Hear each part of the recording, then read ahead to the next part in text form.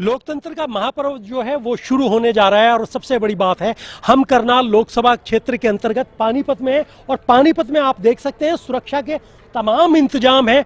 3 layer सुरक्षा बताई गई है क्योंकि सबसे बड़ी बात है इसके अंदर जो है सीआरपी के जवानों के साथ साथ आईटीबीपी के जवानों के साथ साथ पुलिस के जवान मुस्तैद हैं, तमाम अधिकारी मौजूद हैं। अगर मैं अपने कैमरामैन को कहूंगा कि वो सामने दिखाएं, देखिए यहाँ पर जो है पानीपत के अंदर 4 विधानसभा हैं, पानीपत ग्रामीण, इसराना, समालका और पानीपत शहरी। तमाम जो है काउंटिंग जो है अब से कुछ देर बाद जो है शुरू हो जाएगी और उसको लेकर जो है तमाम तैयारी, जिस तरीके से चुनाव आयोग ने जो है गाइडलाइन की थी उसको लेकर जो है तमाम तैयारियां पूरी कर ली गई हैं। ठीक 8 बजे जो है तैयारियां हो जाएंगी और मैं आपको दिखा दूं कि देखिए इस समय जो है पानीपत के जो एसपी जो हैं वो भी यहाँ पर पहुंचे हैं, वो क्योंकि मॉनिटरिंग करने के लिए वो यहाँ पर पहुंचे हैं। सबसे बड़ी बात यही है कि सुरक्षा को लेकर पुख्ता इंतजाम किए गए हैं। हम चाहेंगे कि एक बार हम एसपी साहब से भी 1 मिनट के लिए चाहेंगे। सर, जिस तरीके की तैयारियां हैं वो कितनी प्रतिकूल है? नहीं, बहुत ही अच्छे से तैयारी की गई है पुलिस डिपार्टमेंट की तरफ से काउंटिंग की प्रक्रिया को ठीक सुचारू रूप से चलाने के लिए। जैसा आप देख रहे हैं सभी ड्यूटियां पहुंच चुकी है और हमारी मुस्तैदी से काम कर रही हैं। केवल जिनके पास वैलिड आईडी कार्ड है उन्हीं को भी परिसर के अंदर प्रवेश किया जा रहा है। उसके अलावा काउंटिंग के हॉल के अंदर केवल काउंटिंग एजेंट, उनके जो ऑफिशियल कर्मचारीज हैं या फिर जो इलेक्शन एजेंट है उन लोगों की ही एंट्री अलाउ है। सर, ट्रैफिक व्यवस्था को लेकर क्या कुछ? ट्रैफिक व्यवस्था जैसे देखिए आपका हमारा काउंटिंग हॉल जो ये प्रेमाइसेस है बिल्कुल जीटी रोड पे ही है, तो डाइवर्ट करने की तो हमने ज़रूरत नहीं समझी इसको, पर परंतु फिर भी हमारे अलग अलग जगहों पे ट्रैफिक नाके लगा के व्यवस्था बनाई गई है। चैनल के माध्यम से सर कुछ कहना चाहिए? मेरा बस चैनल के माध्यम से यही है कि हमारा जो चुनाव की प्रक्रिया रही बहुत ही शांतिपूर्वक, बहुत ही अच्छी और बहुत ही निष्पक्ष तरीके से रही है और मैं आशा करता हूँ कि जो आज काउंटिंग होगी वो भी बिल्कुल शांतिपूर्वक माहौल में और जो ये लोकतंत्र का पर्व है उनको हर्षोल्लास में मनाते हुए होगी। Thank you sir. देखिए ये थे हमारे पास पानीपत के एसपी अजीत सिंह शेखावत, जिनका कहना था कि सुरक्षा को लेकर तमाम इंतजाम जो है वो पूरे किए गए और सब देखिए 40 से 45 मिनट बाद जो है ईवीएम की जो है काउंटिंग शुरू हो जाएगी, जिसके बाद परिणाम भी आने शुरू हो जाएंगे और हमारी ये कोशिश रहेगी कि हम सबसे पहले अपने दर्शकों तक पहुँचाएँ। जितेंद्र शर्मा, हरियाणा न्यूज़, पानीपत। सोनीपत में भी हमारे सहयोगी ने जायजा लिया है, चलिए दिखाते हैं। इस वक्त हम मौजूद हैं बीट कॉलेज में, आप देख सकते हैं जहां पर जो मतगणना होनी है वहां पर मौजूद है। लगातार आपको बता दें कि 8 बजे जो है गिनती शुरू हो जाएगी। 6 विधानसभा की गिनती यहां पर होनी है, 3 विधानसभा की जींदवे होनी है। देखना यही होगा कि किसकी किस्मत चमकती है। आप देख सकते हैं कि जो यहाँ पर मतगणना में जिन लोगों की ड्यूटी लगी है, जिनकी गिनती होनी है, उनकी यहाँ पर लंबी लाइनें लग चुकी है। एक एक व्यक्ति को यहाँ पर जो उनकी चेकिंग कर कर ही उनको अंदर जाने दिया जाएगा। ऐसे में पुलिस प्रशासन के सामने काफ़ी बड़ी चुनौती है। यहाँ पर जो मौजूद है जहाँ पर हम, वहाँ पर आज है मतगणना का जो है वो दिन है और देखना यही होगा कि किसकी किस्मत चमकती है। आने वाला वक्त बताएगा। अभी 8 बजे का वक्त होगा जब गिनती शुरू होगी। सभी कार्यकर्ता मौके पर पहुँच चुके हैं। फाइट 2 ही पार्टियों में दिखाई दे रही है, कांग्रेस और बीजेपी में। देखना यही होगा कि सोनीपत की जनता किसको अपना जीत का सेहरा पहनाती है। हरियाणा न्यूज़ के लिए लाजपत, सोनीपत। तो तमाम सहयोगी लगातार हमारे साथ बने हुए हैं। अपराजिता श्री मेरी सहयोगी बनी हुई हैं। अपराजिता, रोहतक में अभी फिलहाल क्या जानकारी मिल पा रही है? कितनी देर है काउंटिंग शुरू हो जाएगी? जो बिल्कुल साथ में काउंटिंग की अगर मैं बात करती हूँ तो थोड़ा ही इंतजार है, बस थोड़ी देर बाद, कह सकते हैं 15 मिनट बाद तो काउंटिंग का समय है वो शुरू हो जाएगा। वही अगर व्यवस्था की एक बात की जाए तो यहाँ पर हम देख सकते हैं कि रिफ्रेशमेंट का यहाँ पर इंतजाम किया गया है कि जो एजेंट्स आएंगे, पार्टी एजेंट्स आएंगे, उनके लिए यहाँ पर व्यवस्था की गई है और चाय का इंतजाम यहाँ पर किया गया है। साथ ही हम देख सकते हैं कि सैंडविचेस का भी यहाँ पर देखिए साधना इंतजाम किया गया है। यहाँ पर कि जो पार्टी एजेंट्स आएंगे, टेंट भी लगा दिया गया है कि उनके किसी भी तरीके की परेशानी ना हो, भूख का सामना करना पड़े, क्योंकि हमने देखा था किस तरीके से उन्हें अंदर किसी भी चीज को ले जाने की इजाजत नहीं दी गई थी। इसके लिए यहाँ पर उनके लिए यहाँ पे चाय का इंतजाम किया गया है, सैंडविचेस का इंतजाम किया गया है ताकि वो किसी भी तरीके की परेशानी ना हो। सर, किस पार्टी के हैं आप? कांग्रेस पार्टी के जी। कांग्रेस पार्टी के। अच्छा, यहाँ पर जो व्यवस्था की गई है क्या कुछ है यहाँ पे? और बढ़िया व्यवस्था की है जी पार्टी ने, कांग्रेस पार्टी ने। अंदर कब जाएंगे? काउंटिंग शुरू होने वाली बस अब सभी ने ब्रेकफास्ट कर लिया जी, अब सब अंदर जा रहे 5 मिनट। जी हाँ जी। ठीक है। अच्छा, और हम एक और यहाँ पर अगर व्यवस्था की मैं बात करती हूँ तो बाहर पानी की भी व्यवस्था यहाँ पर देखिए की गई है कि यहाँ पर पानी की व्यवस्था की गई, पीने का इंतजाम किया गया है कि गर्मी का समय देखिए, क्योंकि साधना गर्मी का समय है, किसी भी तरीके की परेशानी ना हो तो खाने का अंदर इंतजाम किया गया है। साथ ही यहाँ पर पानी का भी इंतजाम किया गया है कि लोग पानी पीते रहे पूरी तरीके से, और बिल्कुल गर्मी की वजह से जो डिहाइड्रेशन हो जाता है उसकी कोई दिक्कत ना हो। और साथ में देखिए यहाँ पे वॉशरूम का भी इंतजाम यहाँ पर हम साधना देख सकते हैं कि मेल फीमेल दोनों वॉशरूम का यहाँ पर इंतजाम किया गया है। तो कह सकते हैं यहाँ पे पूरी तरीके से इंतजाम किया गया है कि खाने रिफ्रेशमेंट का इंतजाम किया गया है, यहाँ पर पानी का इंतजाम किया गया, चाय की व्यवस्था की गई है कि किसी थकावट हो जाती तो चाय पी ले, नाश्ता कर ले, पानी का इंतजाम किया गया है, वॉशरूम का इंतजाम है, सभी चीजों का यहाँ पे इंतजाम किया गया है। तो बस साधना बस कुछ ही देर का इंतजार है, कुछ ही देर के बाद काउंटिंग शुरू हो जाएगी। इन्होंने रिफ्रेशमेंट, बिल्कुल जैसा कि हमने सुना, इन्होंने रिफ्रेशमेंट भी कर लिया, अब अंदर जाएंगे, अपनी ड्यूटी करेंगे, जिस तरह की उन्हें गाइडलाइंस दी गई थी, जिस तरह के उनकी डायरेक्शंस दी गए उन्हें वो फॉलो करेंगे। हर टेबल पे 4 एजेंट्स मौजूद रहेंगे, अपनी जो उन्हें गाइडलाइंस दी गई थी उन्हें वो फॉलो करेंगे और सभी चीजों को क्रॉस चेक करेंगे। तो ये लोग नाश्ता कर चुके हैं, अब वो अंदर जाएंगे क्योंकि कुछ ही देर बस बचा है काउंटिंग को स्टार्ट होने में। जी बिल्कुल। अपराजिता, क्या सभी कर्मचारी पहुंच चुके हैं? जितने भी एजेंट्स हैं जिनकी ड्यूटी लगाई गई है, क्या पहुंच गए हैं? और ये भी बताइए कि क्या क्या एडवाइजरी आज जारी की गई है? जी बिल्कुल, पार्टी एजेंट्स की मैं बात करूं तो लगभग कह सकते हैं कि सभी पार्टी एजेंट्स पहुंच चुके हैं। कुछ एजेंट्स हैं जो अभी भी नाश्ता कर रहे हैं, थोड़ी देर में काउंटिंग शुरू होने से 5 से 10 मिनट पहले वो अंदर चले जाएंगे चेकिंग, क्योंकि देखिए चेकिंग भी करनी है, लोगों को चेकिंग करवानी है अपनी, जिसमें करीब 5 से 6 मिनट लग जाएगा।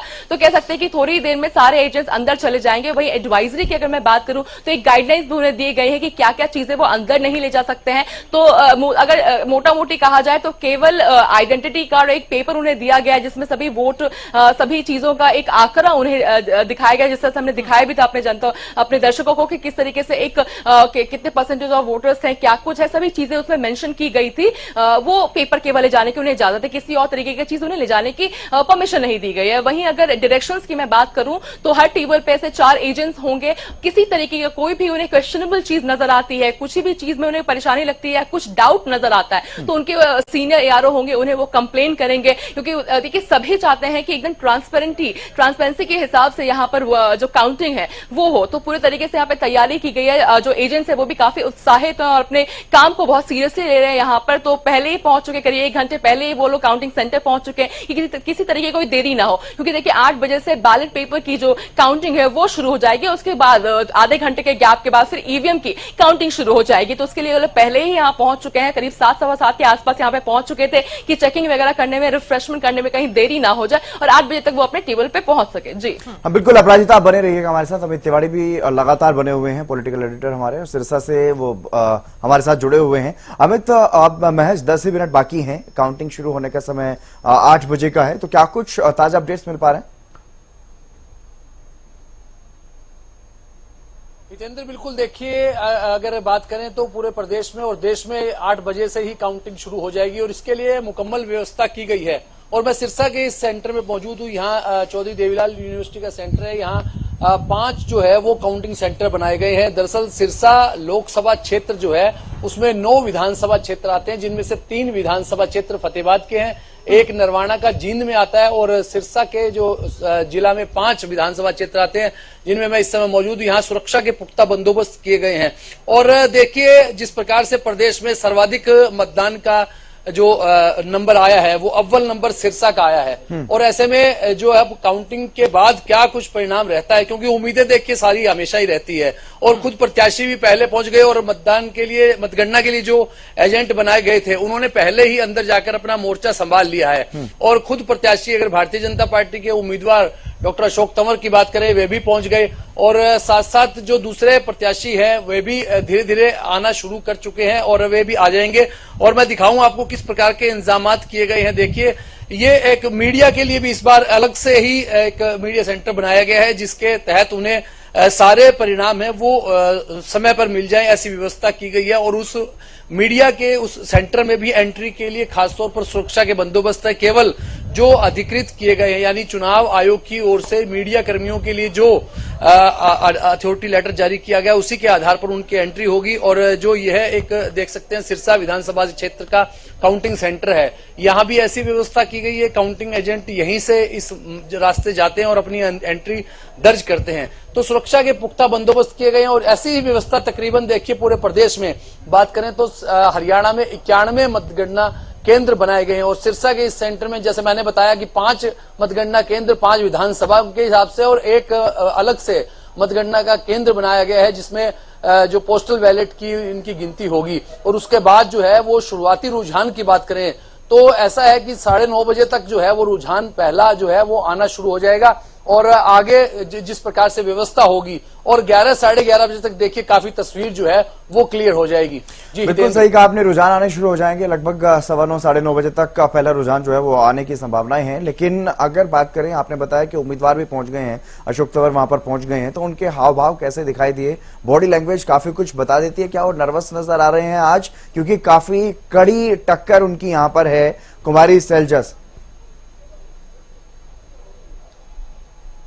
निश्चित रूप से हितेंद्र, देखिए यहाँ जो अगर बात करें तो कांग्रेस के ही दोनों ही पूर्व प्रदेशाध्यक्ष डॉक्टर अशोक तंवर भी कांग्रेस के प्रदेशाध्यक्ष रहे हैं और कुमारी शैलजा भी प्रदेशाध्यक्ष रही हैं। तो ऐसे में एक दिलचस्पी भरा मुकाबला, एक रोमांचक मुकाबला जो है वो यहाँ इनका देखने का मिला, कांटे का मुकाबला। और इसमें भी देखिए अशोक तंवर अभी पहुंचे थे, हालांकि उनकी बातचीत अभी नहीं हो पाई है और वे आए लेकिन आश्वस्त नजर आ रहे हैं और दावा लगातार वो जीत का कर रहे हैं। हालांकि देखिए एग्जिट पोल में जिस प्रकार का अनुमान लगाया गया था वो खासतौर पर सिरसा के लिए और रोहतक के उम्मीदवारों के लिए, भारतीय जनता पार्टी के लिए विशेष रूप से कहूंगा, उनके लिए चिंता की बात नजर आई थी, क्योंकि एग्जिट पोल में अलग अलग जो एग्जिट पोल है, अलग अलग सर्वे एजेंसियों की ओर से सर्वे किया गया, उनके आधार पर जो कभी किसी ने 6-4 का रेशो दिखाया, किसी ने 8-2 का दिखाया, किसी ने 7-3 का दिखाया। तो ऐसे में जिनके जो लग रहा है जिनमें खासा मुकाबला तकड़ा था, वो उसमें सिरसा और रोहतक भी शामिल है और रोहतक हॉट सीट भी है और सिरसा भी उसी तरह से। और देखिए प्रदेश की अगर बात करें तो जिसमें पूर्व मुख्यमंत्री मनोहर लाल करनाल से उतरे हुए हैं, वो एक बड़ी हॉट सीट बनी हुई है। इसके अलावा दिवेंद्र हुड्डा, देखिए पूर्व मुख्यमंत्री भूपेंद्र सिंह हुड्डा के पुत्र हैं, रोहतक में भी खासी नजर है लोगों की। और वैसे मैंने पहले आपके साथ चर्चा में हितेंद्र कहा था कि पूरे देश में अगर कांग्रेस को कहीं से सुखद संदेश कहीं किसी राज्य से मिला है एग्जिट पोल में तो वो हरियाणा है, जहां पिछली बार 2019 में मोदी लहर में और एक भावनात्मक लहर जो पुलवामा अटैक को लेकर चली थी, उसके बाद जो है वो 10 की 10 सीटें भारतीय जनता पार्टी ने हरियाणा में जीतने का काम किया था। लेकिन जो एग्जिट पोल में अनुमान आए हैं उसके मुताबिक हरियाणा में कांग्रेस को 2 से 3 सीटें या उससे कुछ ज्यादा भी, कभी किसी सर्वे में 4 से भी ज्यादा बताई गई है। तो ऐसे में उनके लिए एक सुखद संदेश हरियाणा के मामले में मान सकते हैं। और देखने वाली बात होगी, देखिए परिणाम बताएंगे कि क्या कुछ किसके हिस्से में रहता है और किसका, आज मंगलवार है और मंगल किसके लिए मंगलकारी होगा, किसके लिए अमंगलकारी होगा, वो अब से कुछ देर बाद जो है वो काउंटिंग जैसे स्टार्ट होगी उसके बाद बात होगी क्योंकि आज मंगलवार भी है और लोग भी काफी इंतजार कर रहे हैं। आपने भी सही कहा कि किसका होगा मंगल और किसका होगा अमंगल, ये भी देखने वाली बात होगी। अमित, ये भी आप जानकारी दीजिए कि अभी अगर अशोक तंवर पहुंच गए हैं तो क्या तमाम और भी जितने प्रत्याशी हैं क्या वो भी पहुंच गए हैं? कुमारी शैलजा पहुंच गई हैं? अगर वो पहुंच गई हैं तो किस तरह का माहौल नजर आ रहा है? जी देखिए, जैसे मैंने पहले बताया साधना कि सिरसा के चौधरी देवीलाल यूनिवर्सिटी है, उसमें 5 अलग अलग जो सेंटर हैं, 5 विधानसभा क्षेत्र हैं, कानावाली है, रानिया है, एलनाबाद है, डब्बाली और सिरसा का विधानसभा क्षेत्र।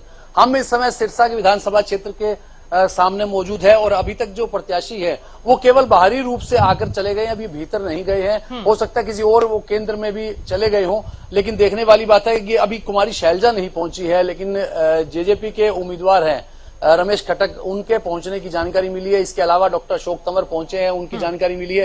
तो अब जैसे जैसे उम्मीदवार सामने आएंगे और वो क्या बातचीत करते हैं, उनके क्या हाव भाव रहते हैं, देखिए सीधे रूप में यहां माना जा सकता है, इसमें तो कोई दो राय है ही नहीं कि कुमारी शैलजा कांग्रेस की उम्मीदवार है और भारतीय जनता पार्टी के डॉक्टर अशोक तंवर के बीच कांटे का मुकाबला चल रहा है। और जिस प्रकार का सिरसा में अव्वल जो मतदान हुआ, 69% से ज्यादा का मतदान जो है वो सिरसा में दर्ज किया गया। हरियाणा में 10 की 10 सीटों में सर्वाधिक मतदान।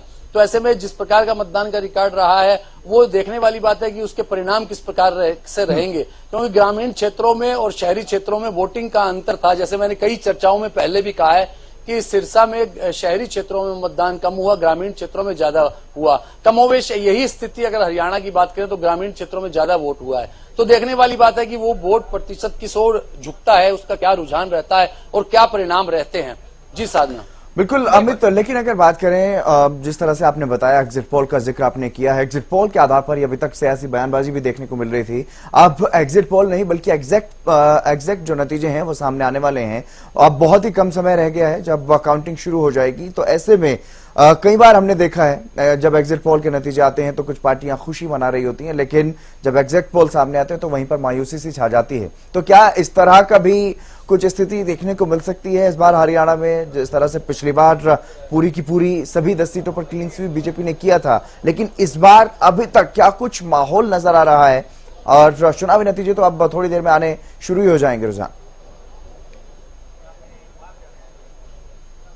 देखिए हितेंद्र, इसमें तो कोई दो राय नहीं है कि एग्जिट पोल जो होता है वो एक अनुमान के आधार पर एक आंकलन होता है। वो अलग अलग लोगों का अलग अलग आंकलन है, किनसे उन्होंने बात की, किस आधार पर, एक सैंपल सर्वे जिसे कहा जाएगा। हालांकि उसकी वैज्ञानिक पद्धति है, लेकिन उस वैज्ञानिक पद्धति का कितना इस्तेमाल एग्जिट पोल करने वालों ने किया और उस समय उसका क्या उन्हें रुझान लगा, तो उस हिसाब से इसीलिए कई बार जो है वो मतदान प्रतिशत जो बताया जाता है कितना आएगा उसके हिसाब से भी और कई इसमें बातें जुड़ती हैं। हालांकि देखिए एग्जिट पोल की आपने जैसे बात की कि राजस्थान में, छत्तीसगढ़ में और मध्य प्रदेश को लेकर जो एग्जिट पोल आया था उससे परिणाम जो है वो बिल्कुल उलट आए। तो ऐसे में देखिए ज्यादा खुश होने की जरूरत तो ना, तो मैं कहता हूं कि भारतीय जनता पार्टी के लिए खुशी का मौका इसलिए भी है क्योंकि एग्जिट पोल में जो पोल ऑफ द पोल है उनमें भी उनकी बहुतायत रही है, यानी उनकी जो सीटें हैं जो 400 पार का उन्होंने नारा दिया, तो कुछ जो सर्वे एजेंसियां थे उन्होंने